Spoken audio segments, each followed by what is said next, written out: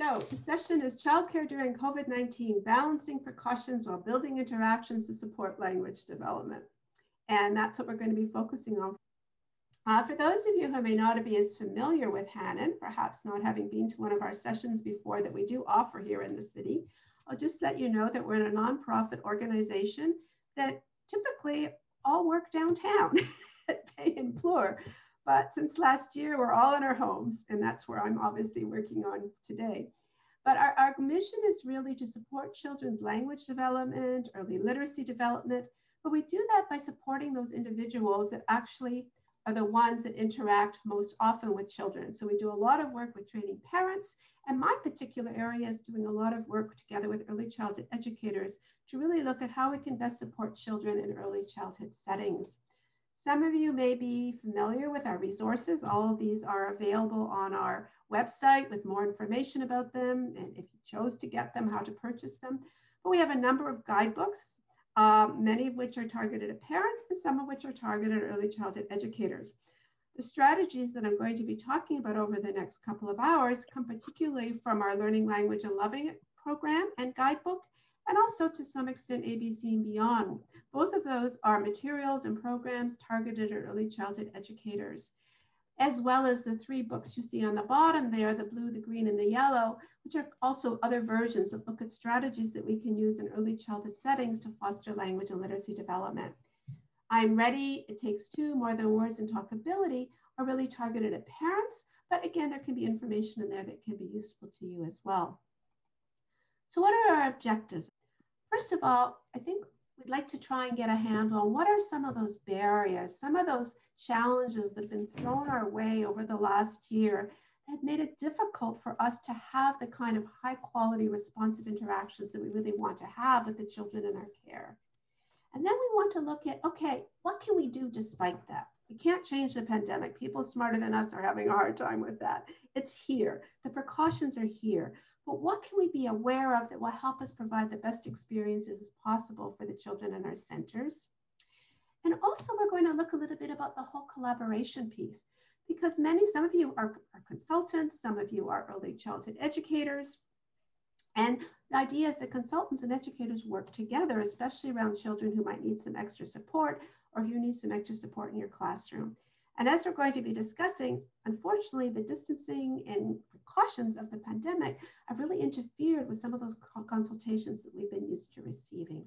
So there's no denying we are living in strange times, right? Lots of uncertainty, lots of unpredictability. How many times have you heard this word over the last year? We are living in unprecedented times. You know, what precautions should we be taking for the children? For us, our own health and safety. What is the impact of these things on the kinds of interactions and experiences we're trying to provide to children? How do we maintain that high quality that everybody strives for? And also, if we think of those of you that are involved in working together with consultants or even with your supervisor, what has this meant? How has the pandemic changed the experience that you have? And what makes it really tricky, as I said, is there's no playbook. This is unprecedented. There's nowhere we can open a book and find out how do you provide quality care to children during a pandemic. And as you know, from even listening to the government and other officials, the messages change from day to day.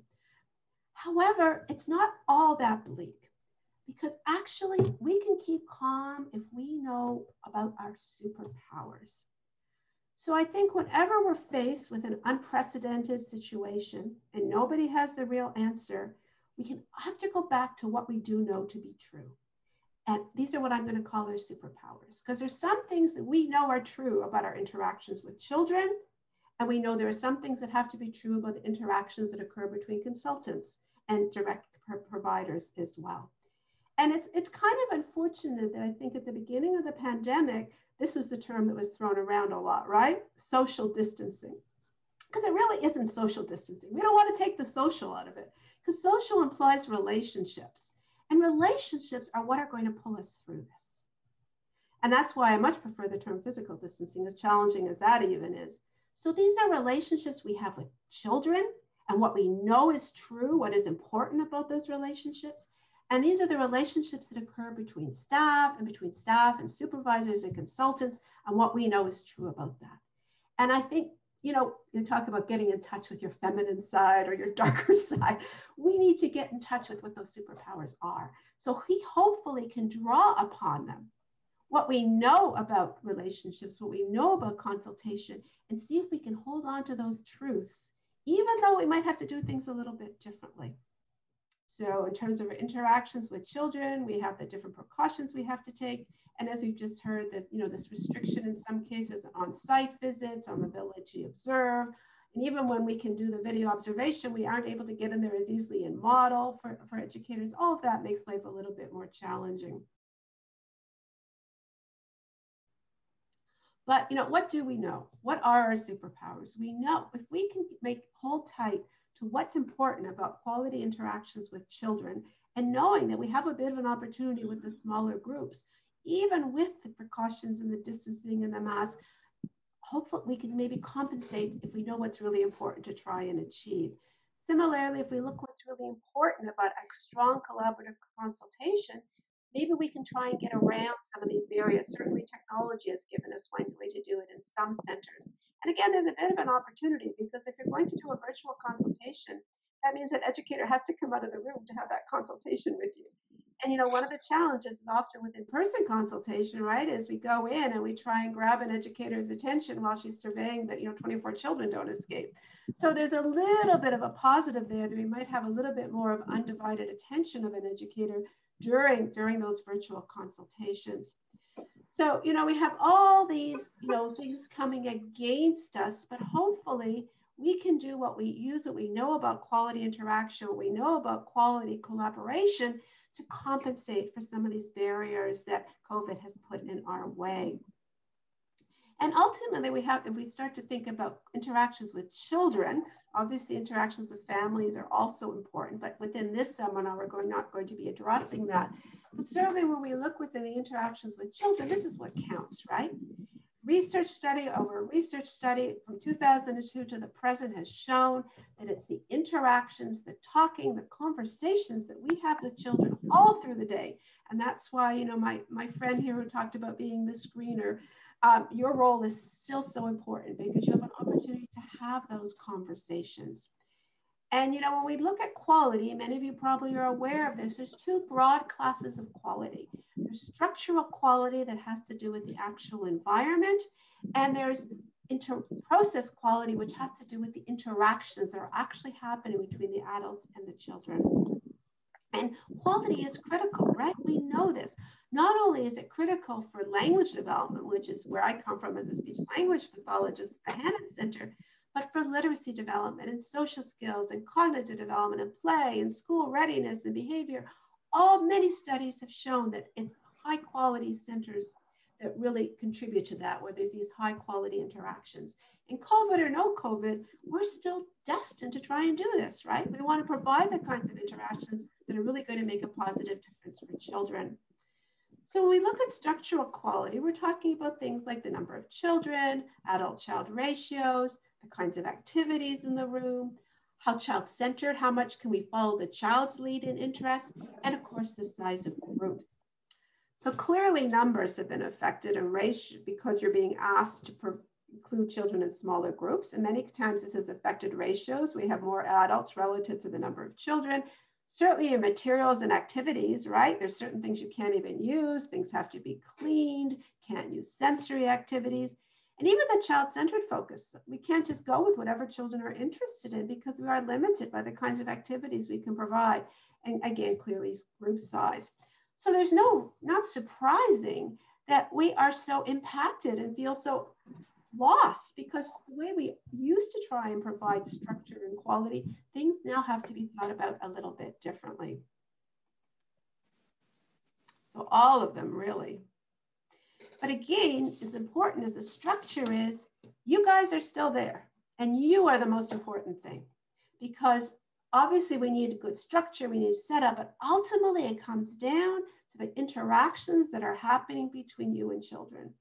So yeah, it's a pain that you can't use all your books or you can't use your sensory, but if we can really hang tight to what really matters about the interactions we have with children, perhaps we can find other ways of doing this and still preserve what's important. So we're looking at responsiveness. How tuned in are you to children? How much time do you take to observe, wait, and listen and see what they're really interested in? How much are you able to follow their lead, even though there are some restrictions around activities, and go with their interests so the kids feel listened to? How well can you extend those interactions? So they go on for several back and forth turns. You have an opportunity to insert good language, to insert new learning, to help the children learn to stay on topic. And how well are you able to provide developmentally appropriate language? Language is not too high, language is not too low. So we're looking at the interactions, and we're looking at what are we talking to children about within those interactions. And you know, it matters. Studies have shown that when you as an educator are positively engaged, responsive to children, listening to children, encouraging those back and forth interactions, you make a difference across all developmental domains. So yeah, COVID has crushed a lot, but hopefully it hasn't crushed you, because you're still the best toy in the room. It's your engagement with the children and the conversations you have that are really going to make the difference. Now, in the olden days, it was a lot easier to do that. We didn't have the olden days before COVID. It's actually a year ago now almost. Didn't have these extra stresses and demands, and the families weren't as stressed, and the children weren't as stressed, and we weren't wearing masks, and we could establish some of these quality interactions. Those days will come again. That's what they keep telling us. But in the meantime, let's look at what was and maybe what's still important to maintain, even if what we're doing with children has to change a little bit. So I'm going to show you a video, a few videos actually. This is a video that illustrates an educator having a very nice conversation with a child. Okay, they're outside, they're blowing bubbles. She's down at the child's level. She's following the lead. She's got turns going back and forth. But as you watch this, you're probably thinking, well, that's great, but I can't do that now. And this isn't going to work now. And this isn't going to work now. So let's watch the video. And as you're watching, or as the video finishes, please go into the chat and jot down where you think, but what's the challenge now to establish having this kind of nice responsive interaction with a child? Okay, here we go. Arlene's turn to make bubbles.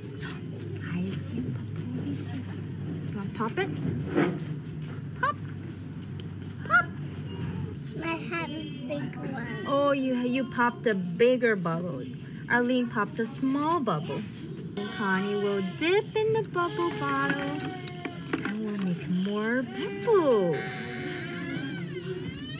My turn to blow? My turn to blow. No, wave it. Oh, wave it. You want Arlene wave to make bubbles. Wave, wave. There's a lot of bubbles there. It's going higher and higher. Oh, look, over. Higher. It's going higher in the sky. Can you still see them? Oh, I see 1, 2. I see 2 bubbles in the sky. Huh? There's no more. There's no more. Oh, gone. Let's see what people are saying. What do you think? What would be different now? It wouldn't be compared to what's happening in that video. Too close together. Yeah, you wouldn't be that close now. Probably not. It's bending down right in their face. Can't share materials. Definitely would not be doing bubbles, right? Not too much blowing, and it wouldn't even work with a mask on because you'd have a mask for sure. But put that aside for a moment. Yeah, blowing bubbles as well. Again, if we put that aside for a moment and just look at this interaction and think about it, there's still a lot there that's important you can still do. In this interaction, she's doing a beautiful job of following her lead, of observing, waiting, and listening. There's turns going back and forth. That child feels important, feels listened, feels listened to, she feels validated. That's our superpower. We know that these are the kind of interactions that foster children's learning, even if we have to wear the mask, even if we have to get rid of the bubbles. So all is not despair. We still have some really good ammunition that we can pull on. And again, remember this matters, especially those of you working with infants, toddlers.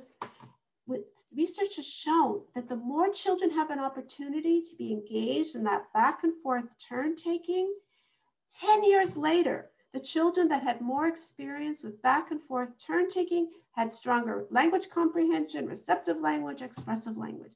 That's still there, even with the mask on, to still be engaging those kids. It may still feel a little funny with the mask. We maybe have to talk louder, and we'll talk about some of those compensations a little bit into the session, but that interaction still is important.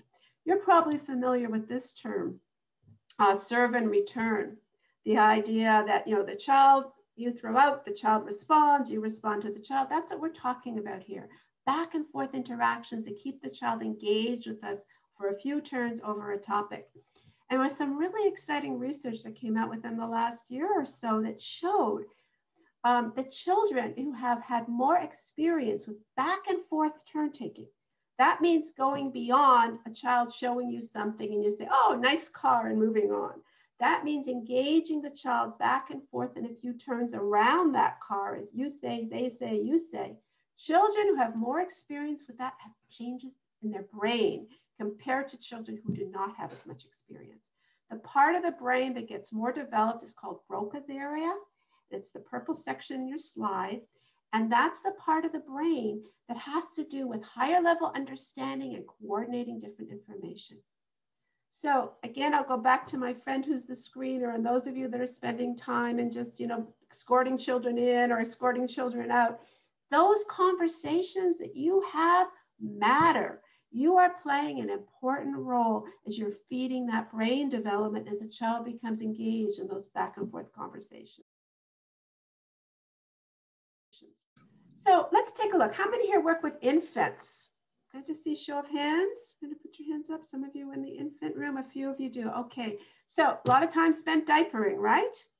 Things may look a little differently now with some of the diapering. But again, let's look at that video. Think of what might be different, but think of what's going on here that's important, that still exists. COVID has not taken that opportunity away from us. So let's watch this one. Let me just make sure that my sound has stayed on. Yep, okay, let's have a look. For me? Thank you. Oh, hi, Giraffe. Hi, Allison. Hi. Oh, hi, Giraffe. Hi, Allison. Hi. Giraffe says hi. Hi. Oh, thank you. Hi, Giraffe. Look. Giraffe is coming to Allison. Hi. All done. All done. Okay, so already I see things going into the chat. Don't touch the toy with your dirty gloves. Yeah, well, that might not even been good at that time, to tell you the truth. But is there anything else here that you think would be different now? If you were, those of you that are involved in diapering some of those infants and toddlers. You want to put it in the chat? Anything else that would be different? The shield or the mask. So diaper changing hasn't changed much. The difference is that you now have masks and shields, but then think of what difference that makes. The close contact, your ability for the child to see your face, right? So much of the communication with the little guys has to do around facial expression and tone of voice. Now you still got tone of voice, but you may have to be a little louder, or you may have to make it more expressive because the mask and the face shield muffle, but we still can do it. And we still know that that's really what's important about engaging young children. Goggles instead of shields. Yeah, well, the goggles too, you've got everything covering up, right? And so much is conveyed through facial expression. So we have to compensate. We have to preserve what we know is important and figure out how do we get around it. Can't see our lips, can't develop vocabulary. Yeah, and we will look more specifically at some recommendations around this. Let me show you one more, because some of you work with children that are also a little bit older than infants. Again, a very nice interaction. She's watching the children, she's following their lead, she's extending. Feel free to put in the chat what would be different now. Oh, did you see that, Elijah?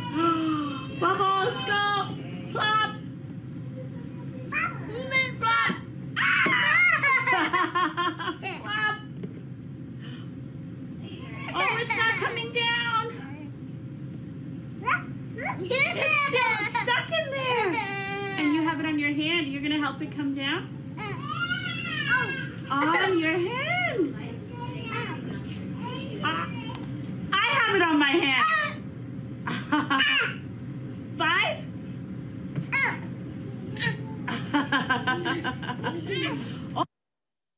Okay, so go to town, put in the chat. What would be hard now? What would be doing? They have their own sensory bins. Yep. Can't share like that anymore. Anything else? Individual tray. Yes. So as Viva says, they may have their individual trays, but you could still interact with the children. Whether or not the children have their hands in the same bin, yeah, it makes it fun, it makes it nice, but that's not the critical part.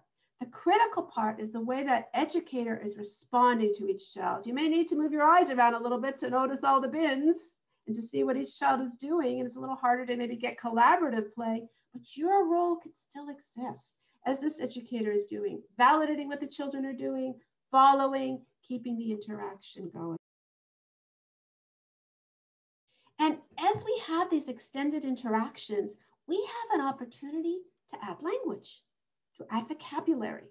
And vocabulary is really, really key because studies have shown that the greater variety of vocabulary that children hear in their early language learning years, especially when you draw attention to those words by emphasizing them or telling them what it means or repeating them or stressing them, predicts their vocabulary as they move on into school and continues to show differences in children all the way up through school, especially for children who are coming perhaps from environments where they're not hearing as much of that language at home. Some of you may be, so at the end of this early experience matters. And we know that the greater variety of children hear in those toddler, early preschool years, that makes a difference even 10 years later in these studies that have done. So you guys are so important. The language and interactions you provide to children in those early years impacts tenfold as the children move on.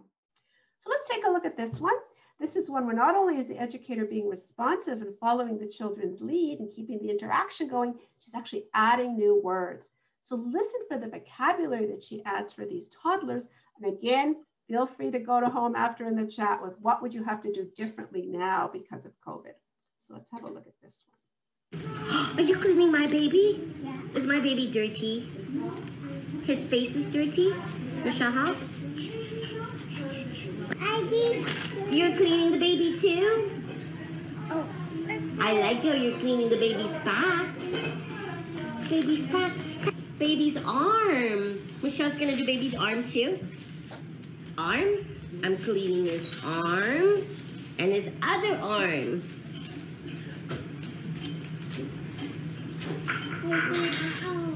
The arm, that's right. Baby's arms. And baby's back. Foot. Hey, baby's foot. Baby's foot. Okay, I clean baby foot too. Baby's foot. All right, so I think it's pretty clear how she's emphasizing vocabulary really well there. Not only is she listening to the children and keeping the conversation going, but we're hearing a nice emphasis on body parts and cleaning and washing and all of that. But go ahead, tell me, could you do this activity now? Tell me why not, what would have to be different? It's a little difficult with the mask. Yeah, harder to talk, harder for the children to hear us, harder for us to breathe sometime. Somebody thinks they could still manage, which would be good. Again, we might have to keep the children maybe a little bit more distant in some cases. They do have separate dolls, so that's good. I guess we'd have to make sure they're not sharing materials and all of that kind of thing and individual play areas. Maybe 2 children, not 3 children. So yes, it might have to be different, but the interaction should not be different. The opportunities those children have to be listened to be engaged, to hear language, we can still do that.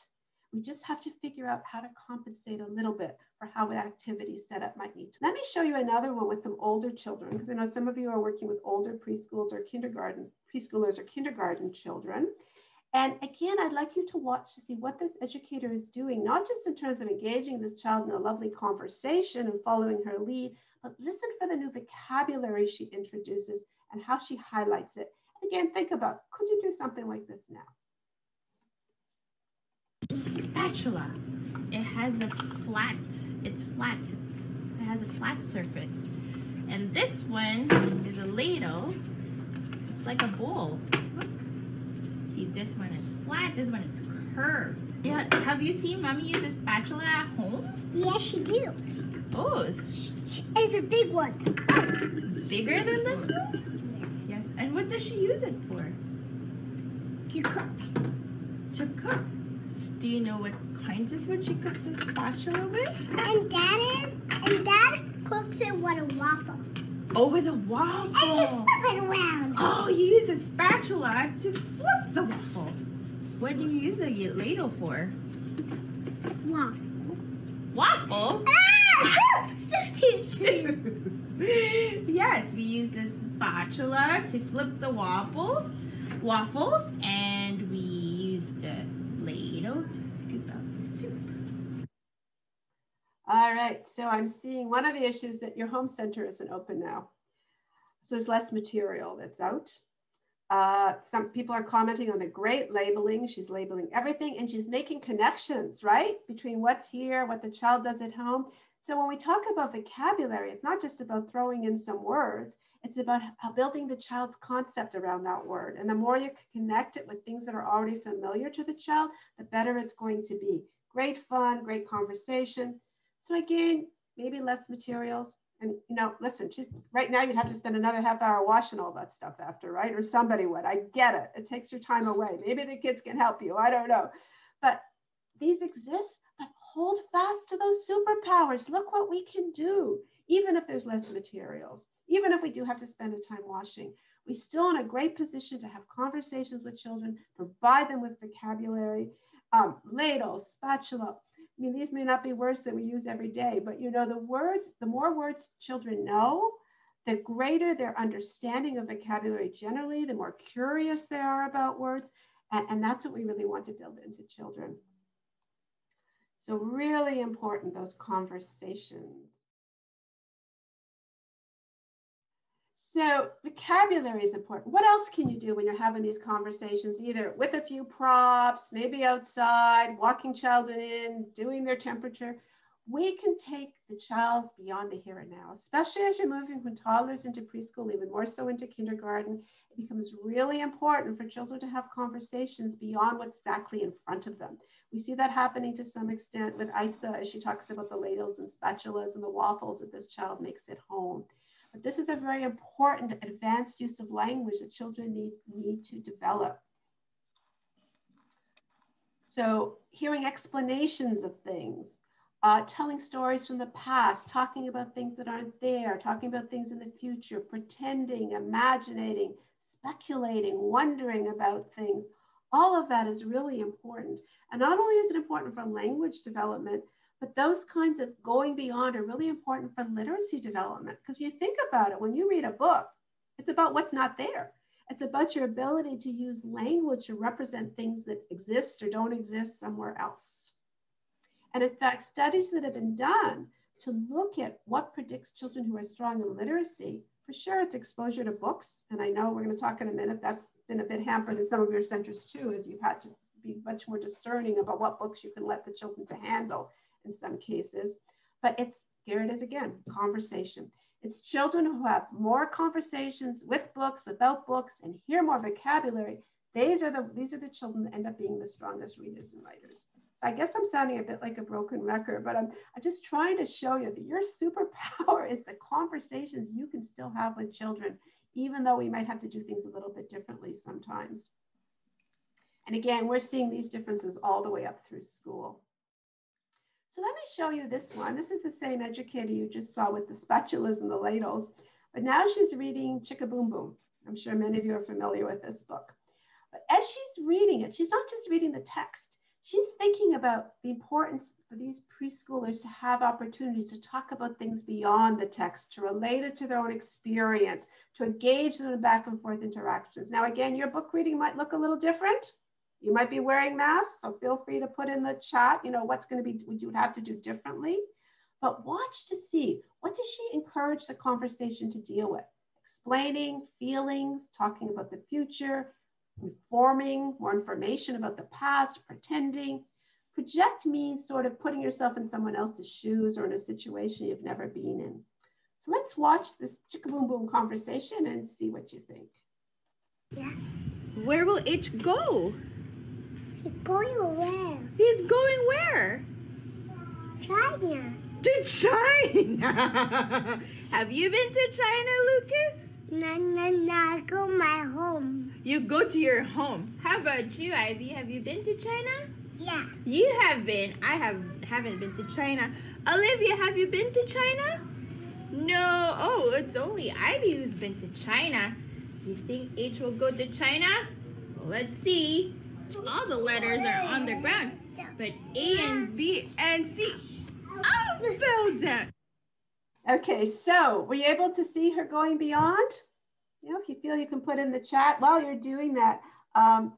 Mercedes says, I think we can still talk, engage with the kids. We have a strong tool, the words. Absolutely. No one has taken our language away and our ability to engage children. It's harder. We have a mask, we have face shields, we have distancing, we have washing, but you still have the most important thing. Lots of open-ended questions, Cassandra says. Imagining, you know, it'd be easy just to read Chicka Boom Boom and that's the end of it. But look how cool it was when he asked that little boy, where do you think H is going? To China. How great that he was able to relate this idea of going somewhere and share his own experiences, talk about where they want to do, talk about the past, and then to imagine that they're all following like the characters. These were things that we would have done before COVID. We can still do them.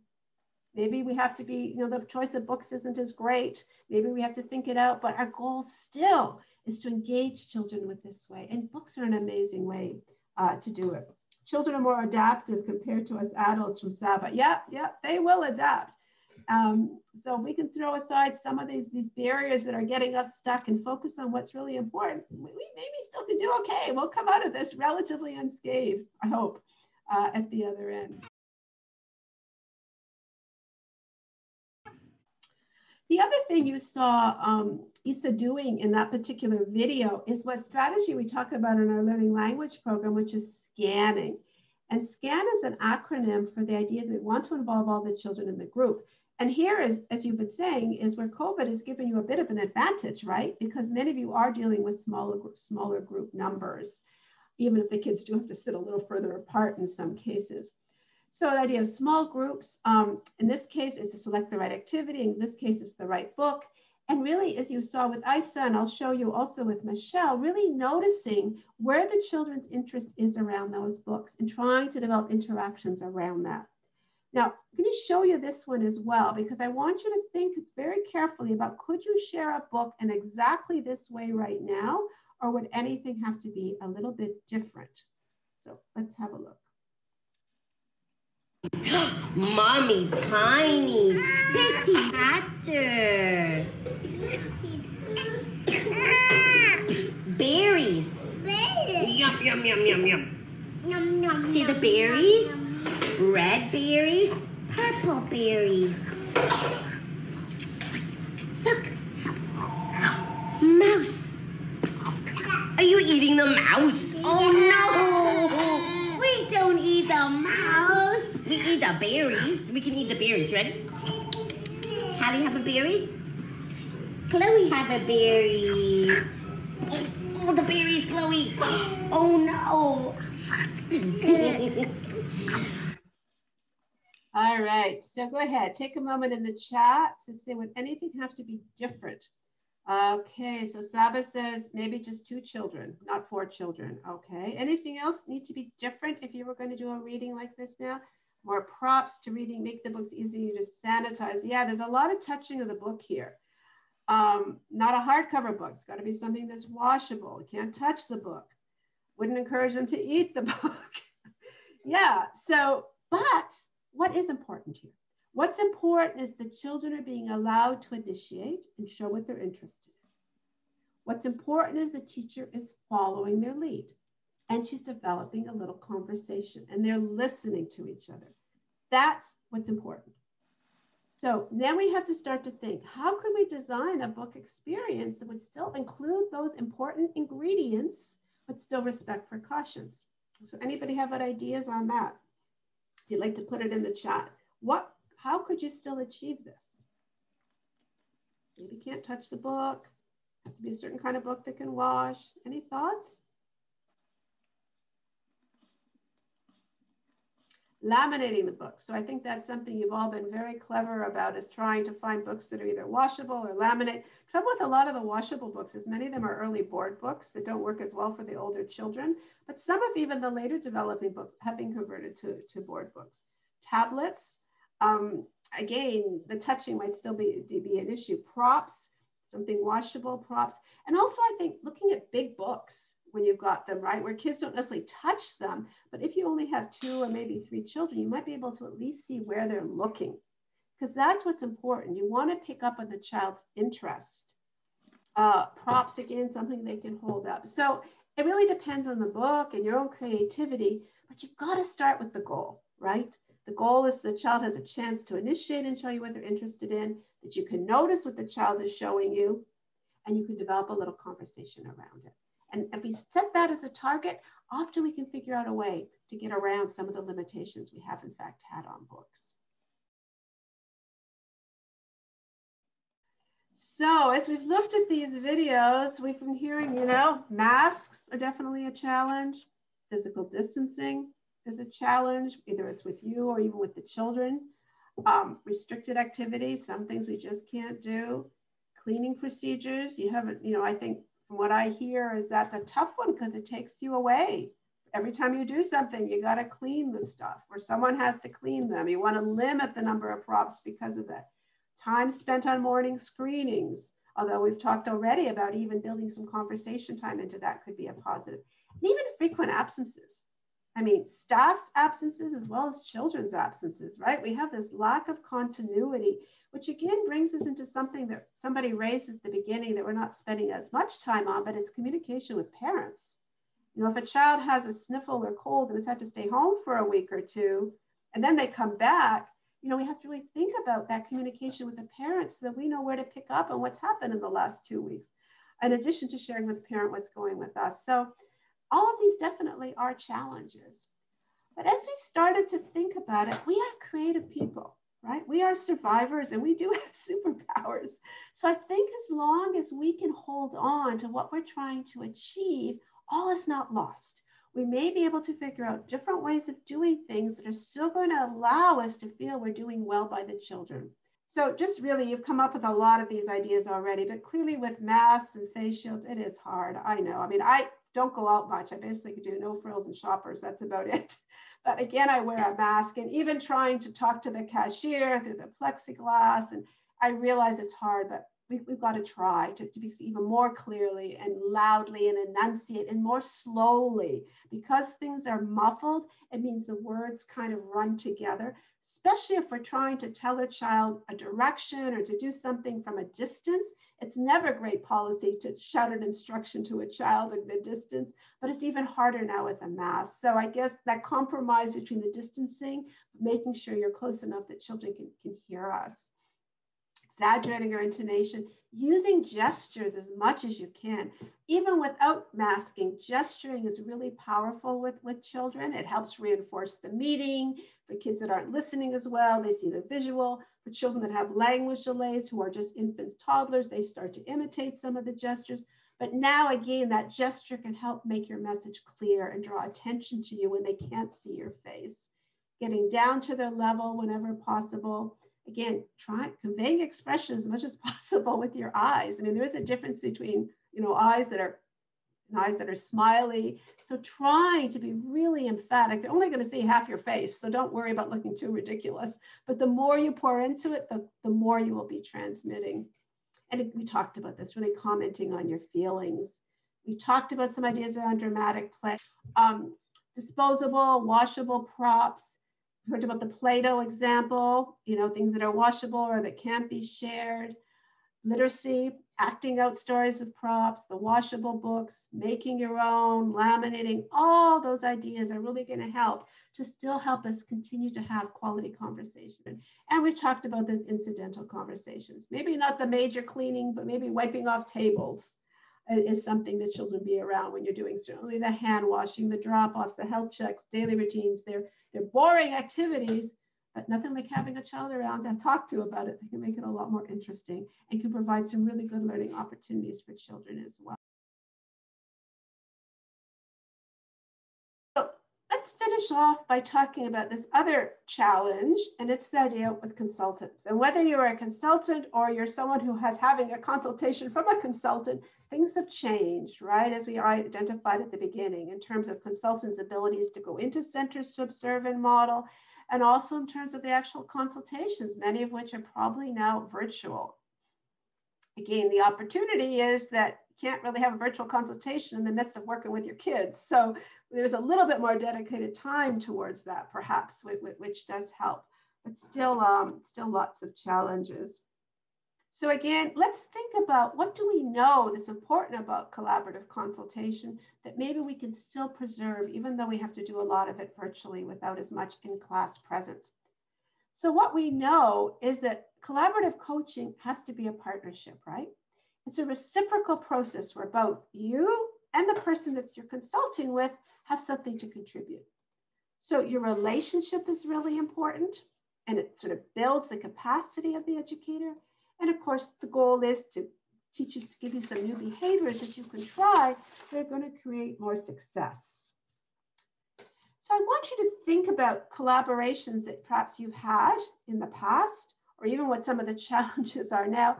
What do you think is really important to have a good collaboration between a provider and that consultant or supervisor? The key part there is it is a collaboration, right? It's not just the consultant coming in and saying, this is what you're going to do. And it's not just the provider doing whatever, that the provider who has those day-to-day interactions with the child is a really important part of the whole piece. And again, that's what we really have to keep in mind, even if we're going virtually. You know, being open-minded, being respectful, all of these things still have to be the same, even though they may be virtual. So when we take a closer look at what does a good consultant do, well, typically they observe the child, which can be challenging now unless we can come up with some technological change. And, you know, even with the technology, it's good, but it's not great.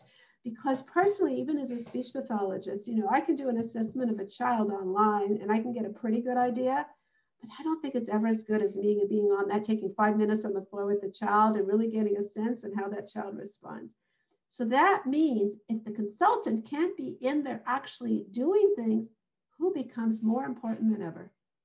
It's you as the educator who does have that opportunity to experience what it's like to interact with that child. So it becomes really important that we clarify and provide a framework for what the educator can observe and what kind of information has to go back to the consultant. That relationship is more important than ever. Typically, you know, a consultant would go and observe the child, observe the educator, listen to the educator's perspective. More important than ever now, right? Because the consultant can't even go in there themselves. Validating, again, the strengths-based approach, collaborative goals, problem solving together, discussing alternatives and options. And typically you would demonstrate, right? Like typically as a consultant, you would go in and you would show it what you want. The educator might even get a chance to try it. You could give feedback. Pretty hard to do now unless the educator tries something, you know, in videos themselves. But again, it's not the same as being there. And of course, a follow-up plan. But now that we're going to virtual coaching, we have to think about to what extent can we replicate some of these suggestions or some of these concepts. One idea is if we can do some, you know, some videotaping, if it's all possible. And the educator has a responsibility too, right? And this is more important than ever. Your observations for the children and knowing what to observe and what to share. So if I'm doing a speech pathology consult, I would want to make sure that that educator has a good framework for me of what she should look for. So that when she comes back and talks with me, I can ask what I need to know. I can ask about language comprehension. I can ask what words the child understands. I can ask what directions the child follows. I can ask what words the child says. I can ask if the child imitates. I can ask what sounds the child imitates. All things I would be looking for if I was able to engage with the child. Educators can look for that, but we have to tell them what we want. And the same thing, if a consultant can share with an educator what exactly they need to know, then you guys are in a much better position to pick up on those things and share them effectively. Reporting them, setting goals. Again, all this can still happen, but it's the communication and the heads up as to what to look for becomes more important than ever. If you're a consultant, something that you've done or are going to do to ensure that that virtual consultation is as powerful as possible. If you're an educator, something you've done or something you're going to do to also ensure a successful consultation. Making sure that educators or you as an educator have checklists, that you know what to look for, you know what kind of information is going to be useful to that consultant. Maybe the consultant reaching out to that educator ahead of time and giving them some checklists or giving them some points that they should specifically look for. How wasteful to have a consultation and to ask the educator something and the provider says, oh, I don't know, I haven't noticed. Well, that's not the fault of the provider. She didn't know that was important. So communication even beforehand, email, Zoom, however, before, after the consultation, making sure that the right data is being collected and making sure that we're documenting progress, either with notes, with videos, with checklists, demonstrations, doing role plays online, practicing online, adult to adult with something that they're going to try and go do with the child. It's a bit silly, but it takes them one step closer to actually implementing a strategy and allowing enough time, right, to have that discussion, to have that sharing. There's no question we are living in strange times, but hopefully what we've seen from this session that relationships have always mattered. They matter more than ever, and they are what are going to carry us through this. The relationship we strive to have with the children to provide good language models, as well as build social skills, build children's regulation, build children's self-esteem, get children ready for literacy, and the relationships we have with each other and how we're sharing information. And you know what? We are going to get through this. And one day we're going to look back and then we're going to be back to the way we were. And that is going to be truly awesome.